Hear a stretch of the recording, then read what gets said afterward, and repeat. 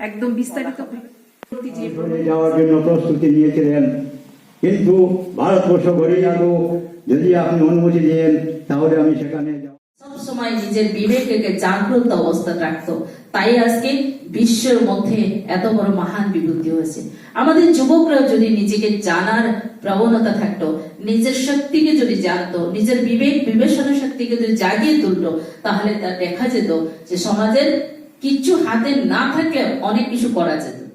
পালিত হচ্ছে সারা ভারতবর্ষের মধ্যে তিনি নয়, সারা আমেরিকার আছে সব জায়গাতে আধ্যাত্মিক ভারতীয় সংস্কৃতিকে পুনর উত্থানের কাজ করার যে নাকি মূল মন্ত্র, সেই স্বামীজি বিবেকানন্দ যিনি মহান বিভূতি, যার সান্নিধ্যতে ভারতবর্ষের যুব শক্তিকে পুনর উত্থানের জন্য পালন করা হচ্ছে। আজ আমাদের এই বেগুসরাই গ্রাম পঞ্চায়েতের মধ্যে মঞ্চে উপস্থিত আমাদের ভাই ভাই যে আপনি ভাই ভাই আমাদের